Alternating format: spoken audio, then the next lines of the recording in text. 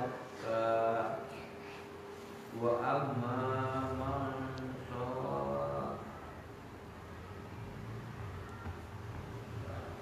فأما من جاءك يسعى وهو يخشى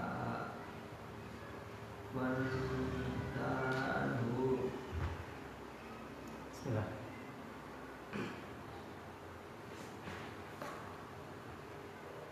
Alhamdulillah. Hamdan katsiran thayyiban mubarakan fi.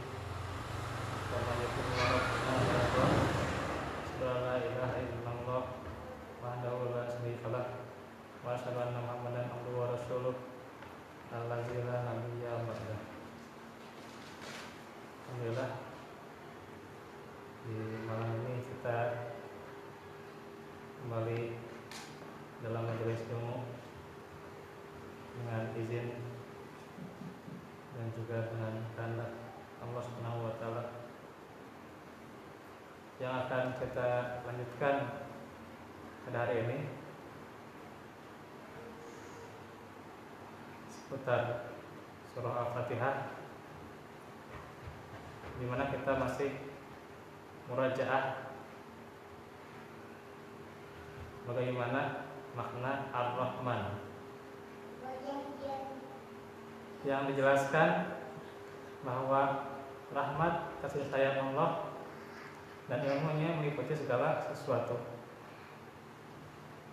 Tahu bikulli syai'in alim. Karena itu Allah Azza wa Jalla memberikan limpahan nikmat dan anugerah kepada setiap makhluknya. Rahmatnya meliputi segala sesuatu, dan begitu pula nikmatnya menyentuh setiap yang hidup. Jangkauan rahmatnya sama dengan jangkauan ilmunya, dan itu gairi hisab, ya. Tidak ada batasnya. Dengan rahmatnya dia istiwa di atas arsy. Juga dengan rahmatnya dia menciptakan semua makhluk, juga menurunkan kitab-kitabnya, juga mengutus para nabinya dan rasulnya, juga menetapkan syariat, juga menciptakan surga dan neraka.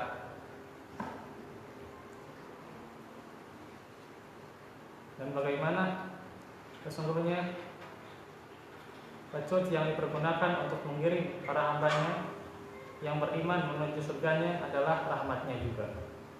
Dan pecut yang digunakan untuk membersihkan dosa-dosa para hambanya yang bertauhid, yang bermaksiat, juga adalah karena rahmatnya.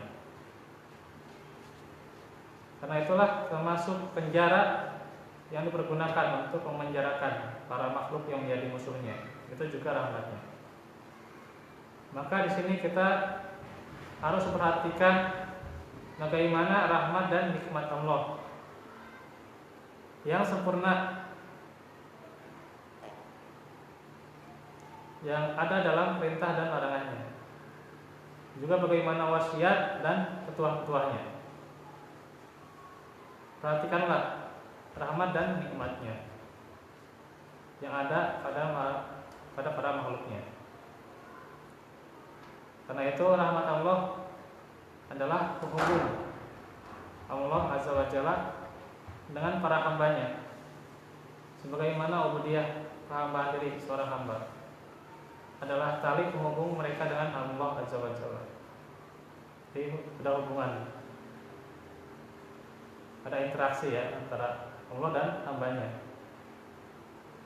Jadi ubudiyah itu adalah tali penghubung dari makhluk menuju Rabb mereka, yaitu dengan ibadah. Berarti ini Pak, kalau saja tentunya ubudiyah adalah tali penghubung kita dengan Allah, maka sampai mana kita mewujudkan yang namanya perhambaan itu. Dan yang namanya penghambaan itu butuh ilmu ya. Maka seseorang bagaimana beribadah tidak akan diterima apabila landasannya bukan dari ilmunya.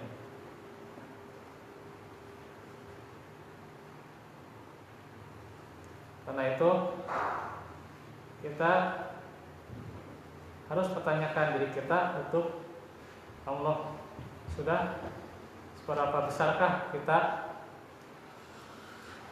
dalam mempersembahkan jiwa dan raga kita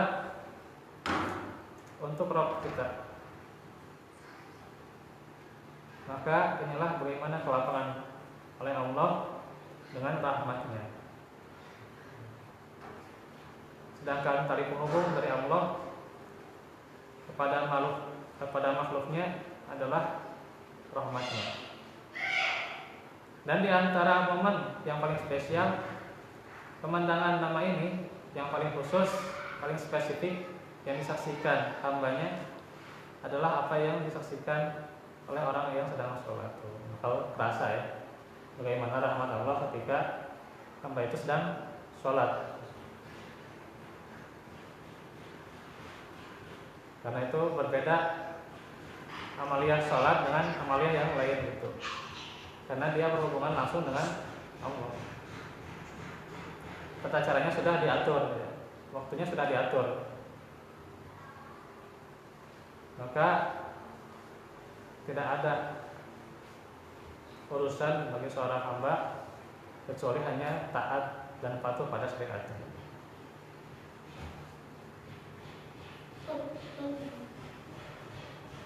Dan ini yang harus menjadi motivasi buat kita. Karena bagaimana rahmat Allah kita capai dengan salah satunya dengan sholat gitu.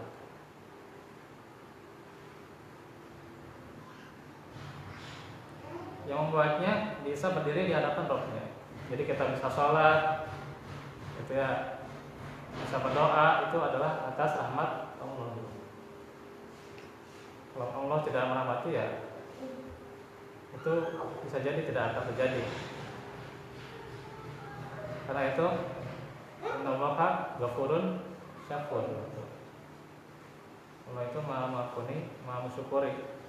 Allah mensyukuri keadaan hamba-hambanya yang taat, yang membuatnya bisa mewujudkan peribadahan dan munajat kepadanya, yang memberinya ini kesempatan dan tidak memberikannya kepada yang lain, yang menggerakkan hatinya untuk dekat dengannya dan membuat hati lain tidak tergerak untuk mendekat kepadanya. Jadi seperti yang dibacakan ya, may yahdillah fahuwal muhtadi, itu kan may yudlil dalam tajidahu waliya mursyida itu. Jadi sudah jelas ya, yang namanya orang dapat petunjuk itu karena Allah juga yang memberi petunjuk, dan tidak ada orang yang bisa memberikan petunjuk pada orang yang disesatkan oleh Allah itu. Ini sudah jelas. Kecuali kalau dia ingin pada petunjuk itu, nah, tinggal kemauan itu yang harus diwujudkan. Kadang kita, oh ini sudah dapat hidayah gitu ya, tapi ternyata tidak tergerak hatinya untuk beramal gitu ya, tidak tergerak hatinya untuk menjalankan perintahnya, yaitu dia merasa hidayah gitu ya, tapi belum dapat taufiknya itu.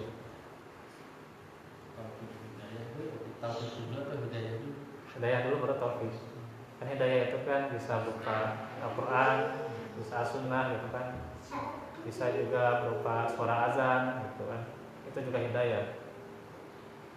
Tapi kalau taufik itu adalah pergerakan seorang hamba untuk menjalankan hidayah itu.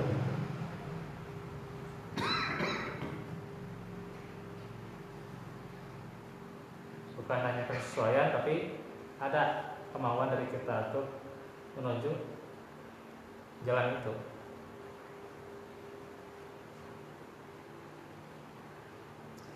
Ya, itu emang sangat berat karena seringkali godaan demi godaan, godaan demi godaan pasti akan terus menerus kepada hambanya. Apalagi kalau hambanya yang soleh gitu. Itu lebih besar lagi godaannya. Apalagi orang yang berilmu, lebih besar lagi. Karena itu ilmu yang benar-benar akan membimbing kita untuk bisa melindungi dari godaan-godaan itu. Minimalnya tidak terbawa-bawa.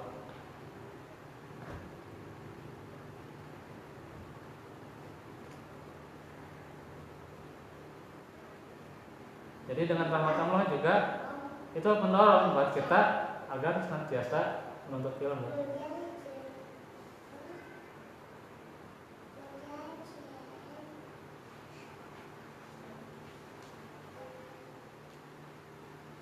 Dan itu adalah rahmat Allah kepadanya. Bila orang yang sedang membaca Maliki Yaumiddin,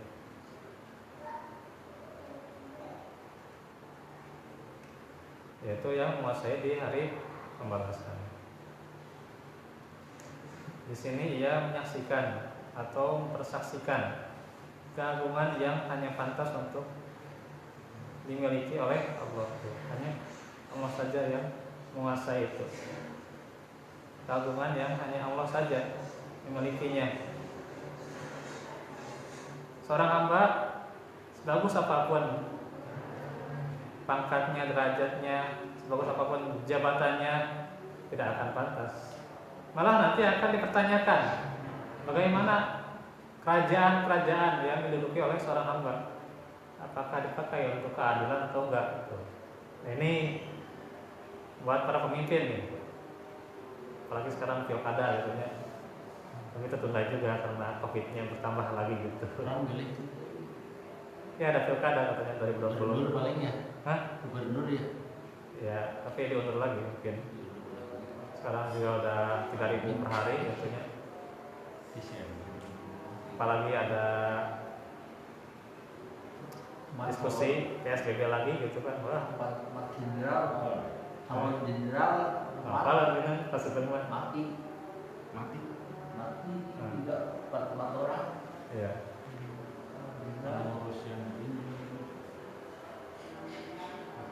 Jadi ini memang nantinya namanya kekuasaan itu akan dipertanyakan oleh Allah. Jadi sangat berat Pak. Iya. Sangat berat. Kepala keluarga ditanyakan ya. Iya, kepala keluarga juga pasti ditanyain gitu. Sudah dibawa kemana anak dan istrimu? Iya. Aku baru jadi Nah, itu pasti akan dipertanyakan. aku jadi kemana anak malah.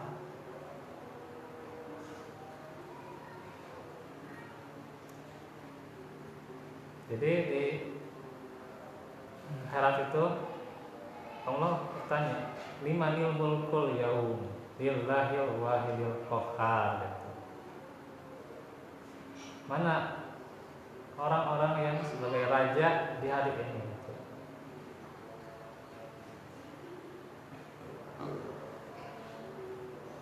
Hanya milik Allah yang wahid, yang al-qahhar, yang maha perkasa itu,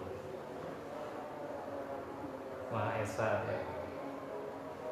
Tidak ada bandingannya.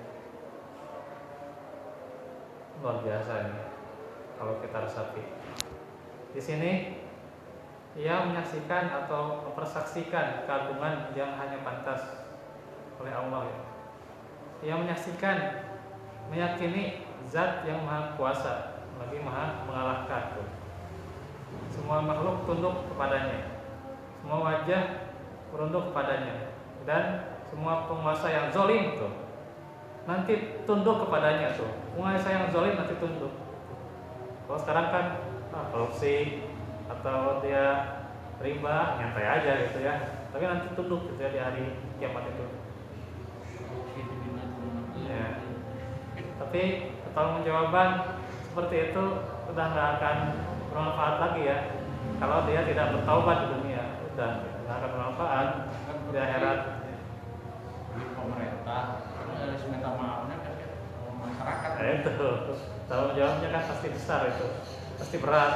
Dan korupsi itu kan merugikan harta masyarakat dan sebagainya. Wah. Beda kalau makin duit satu orang kan kita tidak minta Iya. maaf dan mereka Serta semua yang memiliki kebesaran tunduk kepada keagungannya. Masya Allah ya. Inilah bagaimana kekuasaan Allah ya. Apalagi nanti di hari kiamat. Benar-benar gitu. Kita akan terperanjat lah hati kita dengan kuasanya gitu. Dan kuasanya kita bakal maka kita akan menyesal pada apa yang telah kita miliki ketika tidak memanfaatkannya. Nah itu paling nanti lanjutkan lagi di kesempatan berikutnya. Insyaallah hari Senin ya kita lanjut kitab Ushul Iman ya, karena besok saya ada jadwal juga di Tauhid ya. Ya. Waalaikumsalam warahmatullahi wabarakatuh. Subhanallah wa bihamdihi asyhadu an la ilaha illa anta astaghfiruka wa atubu ilaik. Wa akhiru da'wana alhamdulillahi rabbil alamin.